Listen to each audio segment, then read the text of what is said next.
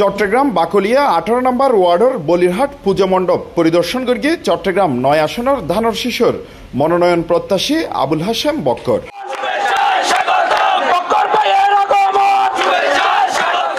বর্ণিল সাজে সাজ্যে বলিরহাট পূজা মণ্ডপ। এই পূজা মণ্ডপ পরিদর্শন করিয়ে আবুল হাশেম বক্কর। এই সময় তারওয়ারে আসিল চট্টগ্রাম মহানগর যুবদলের সাবেক সাংগঠনিক সম্পাদক এমদাদুল হক বাদশাহ, বাকলিয়া থানা যুবদলের সাবেক সদস্য সচিব মুসা, ইসমাইল হোসেন লেদু, মোহাম্মদ জাগির, স্বেচ্ছাসেবক দলের সভাপতি দুলাল, সাধারণ সম্পাদক শামীম এবং স্থানীয় নেতা রসুন আমিন সহ অনেকেই। আমার ব্যক্তিগত পক্ষ থেকে এবং আমার দল বাংলাদেশ জাতীয়তাবাদী দল চট্টগ্রাম মহানগর বিএনপির পক্ষ থেকে আপনাদেরকে অভিনন্দন জানাচ্ছি এবং শারদীয় শুভেচ্ছা জানাচ্ছি। আপনাদের কাছে এসেছি শুভেচ্ছা বিনিময় করার জন্য। বাংলাদেশ জাতীয়তাবাদী দল সবসময় এখানে যারা সংখ্যালঘু বলে বা সংখ্যাগুরু বলে এটাতে বিশ্বাস করে না।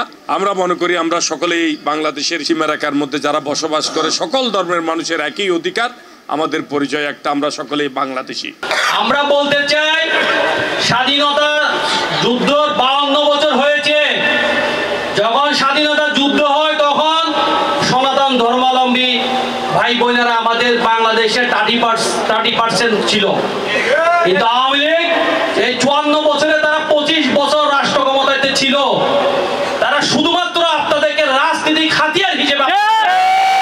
এই সময় আরো উপস্থিত আছেন 18 নম্বর ওয়ার্ড যুবদলের নেতা টিপু, ইউনুস, ফরিদ, পারভেজ, আলাউদ্দিন ইমন সহ আরো নেতৃবৃন্দ। আসলে বিভিন্ন ধরনের গুজব আগতন শোনা উনাকে, কিন্তু ওনা যাইলেও এখানে আসলে বাস্তব বানানো দেখি। বিগত আমরা 24 বছর ধরে পূজা করি, কিন্তু এবারের পূজায় সবচেয়ে বেশি নিরাপত্তা আমরা বোধ করি। আর স্থানীয় যে বিএনপি অঙ্গ সংগঠন যারা আছে তারা সব প্রতিদিন আর খবর লইয়ে আজ পর্যন্ত এখনো আছে সার্বক্ষণিক তাহে রাতেও তাকে দিনতো থাকে তার আশেপাশে আর খবর লর। পূজা মণ্ডপের সভাপতি রাজকুমার অতিথি অলরে বরণ করি লইয়ে এবং আসন্ন দুর্গোৎসব শান্তিপূর্ণ ও আনন্দমুখর হইব বলে প্রত্যাশা ব্যক্ত করি।